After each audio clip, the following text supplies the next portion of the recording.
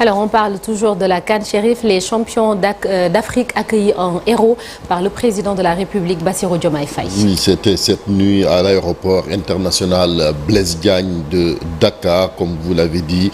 Ils ont été de Diass, oui, dans la région de Thiès. Ils ont été accueillis par le chef de l'État, le Premier ministre, les membres du gouvernement et des députés.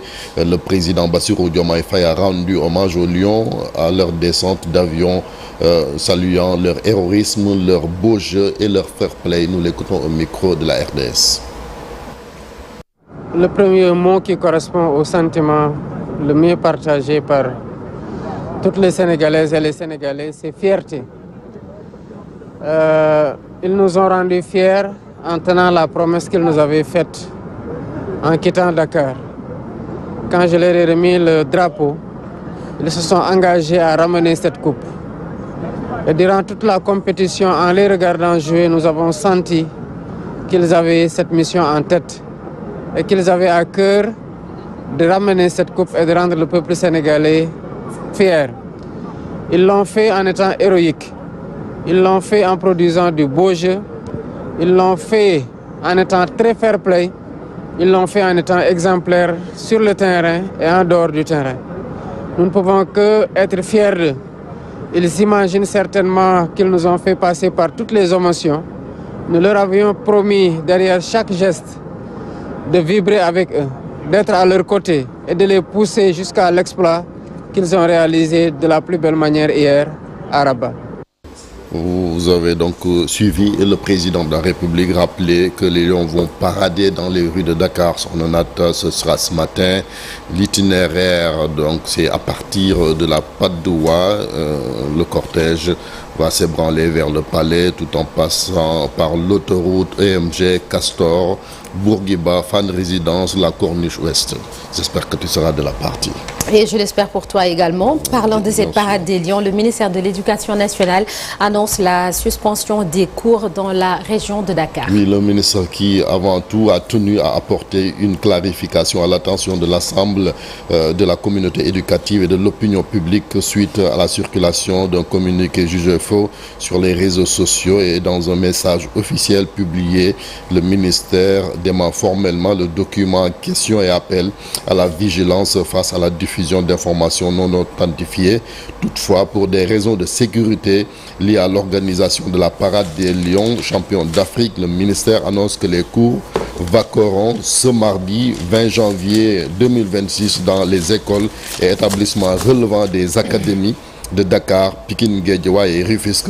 En revanche, le ministre précise que les enseignements se dérouleront normalement dans toutes les autres académies du pays conformément au calendrier scolaire en vigueur. Enfin, le ministère de l'Éducation invite les élèves, les parents et l'ensemble des acteurs du système éducatif à se référer exclusivement aux canaux officiels pour toute information relative à la vie scolaire et réaffirme son engagement à assurer la sécurité et la continuité du service public de l'éducation nationale.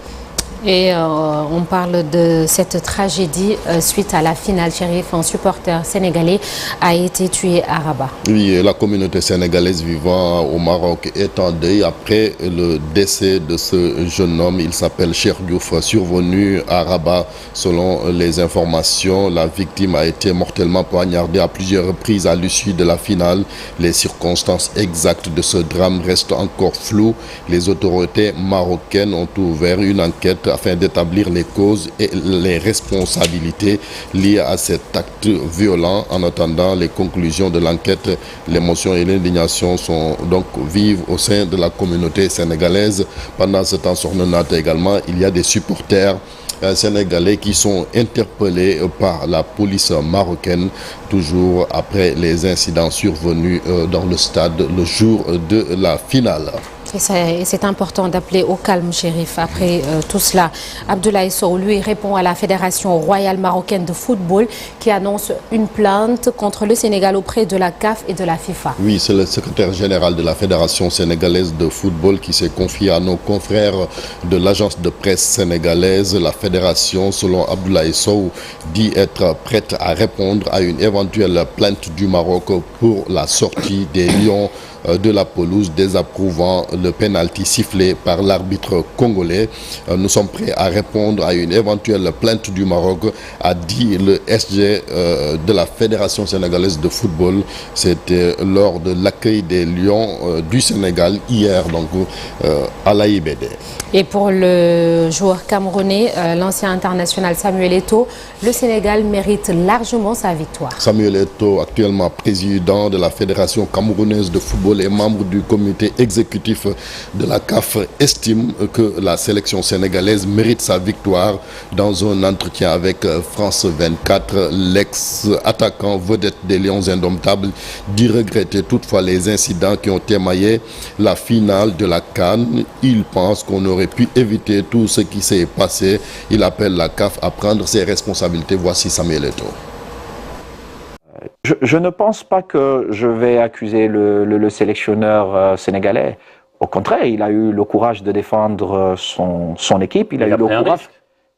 Il faut prendre ces risques-là.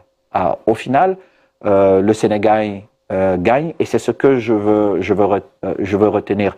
Maintenant, ceux qui sont chargés d'enquêter, de regarder ce qui n'a pas été, prendront leurs responsabilités, mais toujours est-il que il y a des émotions dans un match de football et il faut qu'on comprenne qu'il y a des émotions et tout faire pour que ces émotions ne débordent pas. Et tout faire, c'est quoi? C'est que nous avons peut-être la VAR. Ça ne nous coûte rien d'aller vérifier les faits de jeu et je pense que si à un moment donné on vérifie les faits de jeu, nos émotions seront beaucoup mieux contrôlées. Les supporters, cette magnifique équipe, ce groupe est allé chercher sa victoire. Maintenant, sur les faits de jeu qui ont marqué cette finale, j'espère que nous allons travailler pour améliorer notre institution, afin que nous n'ayons plus ces images. Parce que je pense qu'on aurait pu éviter tout ce qui s'est passé hier.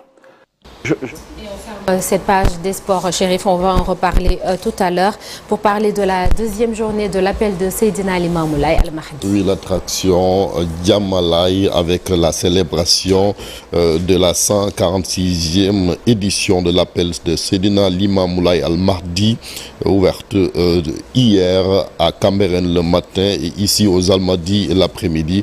Le khalife général des Layènes, Seydina Mohamedou Lamine Laye, qui a souligné la pertinence du thème de cette édition qui porte sur la solidarité islamique face aux défis contemporains et appelant ainsi à sa tradition en acte concret dans une démarche dénuée de tout intérêt personnel. Nous reviendrons donc sur cet événement avec notre invité Adam Sow en deuxième partie d'émission. Nata, c'était tout pour l'actualité nationale. Ce sera un peu avant 9h. Merci beaucoup, Chérif. À tout à l'heure pour le journal en Wolof sous forme de brève.